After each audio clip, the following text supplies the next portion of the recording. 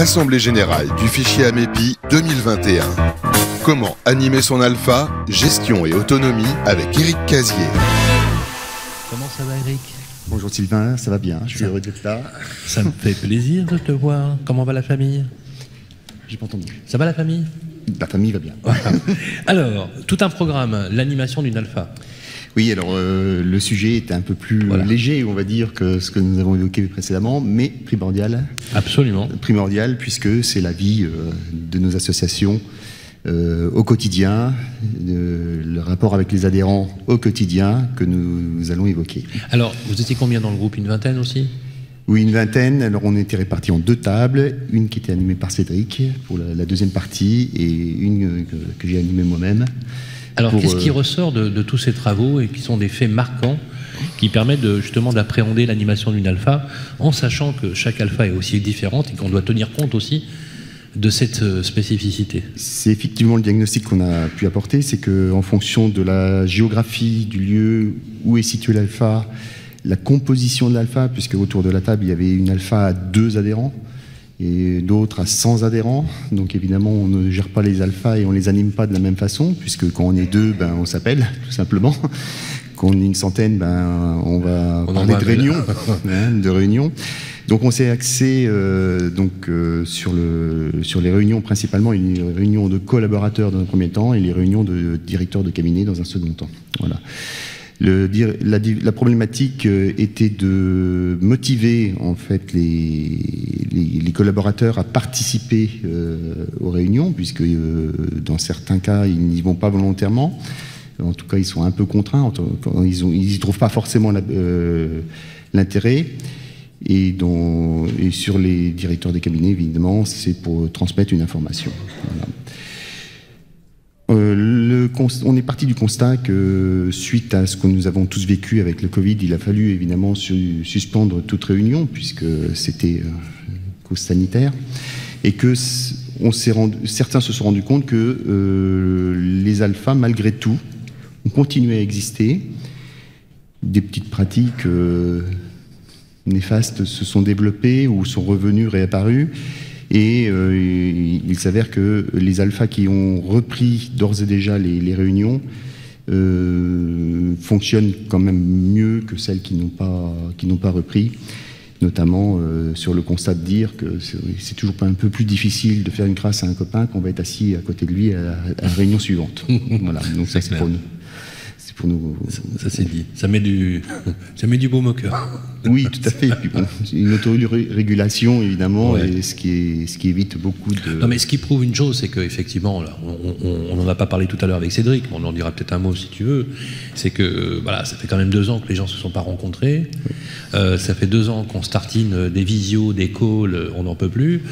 Moi, j'ai un chauffeur à la place des oreilles, donc forcément, à un moment donné, on a envie de se retrouver. Et aucune application, ni mobile, ni algorithme, ne remplacera la bonne poignée de main ou le coup de coude, si on veut éviter le contact. Mais au moins, on se parle et on est là, quoi. C'est ça qui a de l'importance. On voit bien que c'est une vraie volonté de tous. Alors, c'est vrai qu'il y a eu des tentatives de réunion par visio pendant la période de suspension. Bon, le taux de connexion descendait très régulièrement et de façon très dangereuse, à mon avis. Donc, c'est une solution technologique qui est à notre disposition, mais il faut reconnaître que ça a ses limites, puisque le contact, l'échange, le café que l'on prend après la réunion favorise les échanges, et nous sommes dans le fichier Amepi, un groupement où il faut absolument cet échange humain. Tous tes collègues ont dit la même chose. Cette qualité du contact qui permet à la fois de désamorcer des crises, ce que tu disais tout à l'heure, Cédric, c'est le fait de s'appeler, de parler, d'échanger, mais de se voir et de créer les conditions de la rencontre, en fait. C'est ça qui est important. Et donc les conditions de la rencontre, effectivement, il faut qu'elles soient punchy, c'est-à-dire pas trop longues, puisque en fait, il ne faut pas non plus mobiliser le temps des négociateurs de façon trop importante. C'est quoi le bon format ? On dirait quoi ? On se voit pendant 1 heure ? Alors, je vais parler de mon cas, 45 minutes. 45 minutes, ah ouais, d'accord. Et donc, donc le format accueil, café, quand on le peut, c'est vrai qu'avec les conditions sanitaires actuelles, on ne le fait plus, le café. C'est vrai que c'est bien le matin quand même. Voilà. En agence, dans une agence? Non, un local approprié. Alors, en fonction de la... Ça peut être un bar, un hôtel. Oui, alors nous, on a pris un amphithéâtre à la CCI. Ah bien. Oui, parce que bien équipé, avec des bons équipements, très, très agréables. Donc un accueil café, un prétexte aussi, c'est-à-dire que cette réunion, l'idée, c'est qu'on présente effectivement les nouvelles affaires qui sont arrivées dans la dernière semaine, mais aussi c'est l'occasion de transmettre des informations. Je prends une anecdote. Dernièrement, un confrère m'appelle en me disant « Hop, je ne vais pas être là parce que je suis contrôlé par la DGCCRF. » Ah la vache. Ah, quand même. Le mercredi matin à 9h, évidemment, j'en ai parlé à tout le monde. Quelqu'un d'autre est intervenu en disant « Moi, voilà ce qui m'est arrivé. » Il y a eu un échange. Cette réunion, il faut qu'elle provoque un échange humain. Ce n'est pas quelque chose qui doit être stéréotypé. Il faut la faire vivre. D'accord. Voilà. Et ça reste...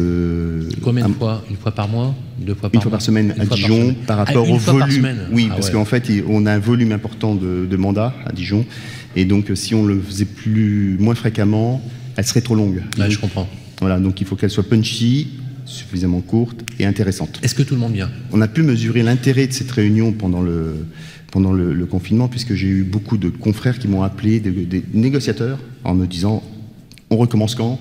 Quand est-ce qu'on se revoit ?» Voilà. Ah oui, et puis ils apprécient l'exercice. Oui, parce qu'en fait, on se voit. Et on se voit, on parle. Après la réunion, évidemment, il y a toujours des cafés. C'est comme ça que j'ai connu Cécile, d'ailleurs, à l'époque. Et donc, on partage. C'est un prétexte, ces réunions.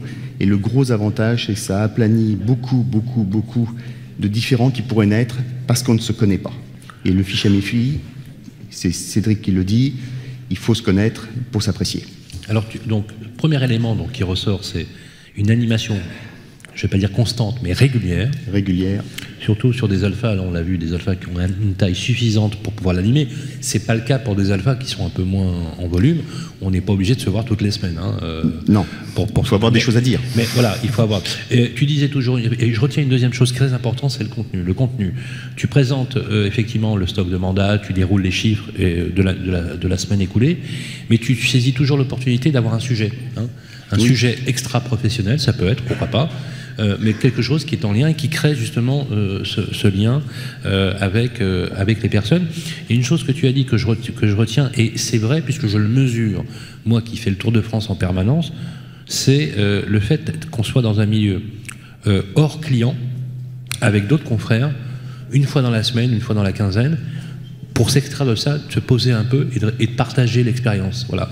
Parce que paradoxalement, vous avez un métier public, mais vous êtes souvent seul en fait en réalité. Parce que vous donnez quelque chose dans un cadre professionnel. Le fait d'en parler, de déposer un peu les armes, finalement, décrocher, avec d'autres personnes qui vivent la même chose, ça permet de partager l'expérience. Tu es d'accord là-dessus? Tout à fait. C'est... Enfin moi, en tant que négo, à l'époque, c'est quelque chose que j'appréciais beaucoup puisque ça faisait une pause dans la semaine. Effectivement, voilà, tout simplement.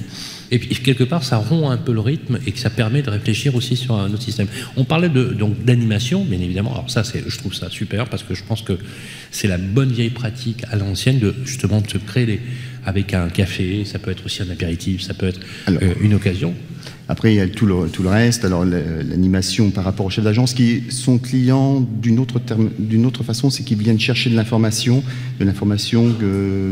qui nous est divulguée par le fichier AMEPI, comment vivre ensemble, quelles règles appliquer dans tel cas. Donc, c'est vrai que tout ce que nous avons vu jusqu'à présent cet après-midi... Par exemple, ça peut être l'objet d'une série de réunions en montrant les tutos, etc. La semaine prochaine, le 6, il y aura une réunion directeur de cabinet à Dijon pour rendre compte de l'Assemblée Générale d'aujourd'hui. Voilà, donc c'est le thème. Et puis, en fait, dans l'animation après, donc il y a toutes les formules, effectivement, les repas, les assemblées annuelles qu'il faut agrémenter, évidemment, d'un petit repas ou d'un moment convivial. Et puis, dans d'autres propositions que nous avons eues dans le groupe, des challenges entre négociateurs, entre agences, donc divers et variés. Merci beaucoup, Eric. Voilà, le verbatim est à toi, Cédric, en quelques mots. Je pense que dans ce qui a été dit, on a l'essentiel, et tu l'as été toi aussi, l'animation. Le meilleur, le plus fort des outils du fichier AMEPI, c'est vous, localement. Tous les outils. Moi, on me pose souvent la question, le fichier AMEPI a-t-il un concurrent? Alors, très franchement, non. Pas encore. Ça peut venir, mais pas encore. Pourquoi? Parce qu'aucun des modèles qui partagent des mandats exclusifs ne possède votre réseau local d'animation et ce maillage qui existe avec le siège. Alors oui, il est perfectible, mais il n'existe nulle part ailleurs.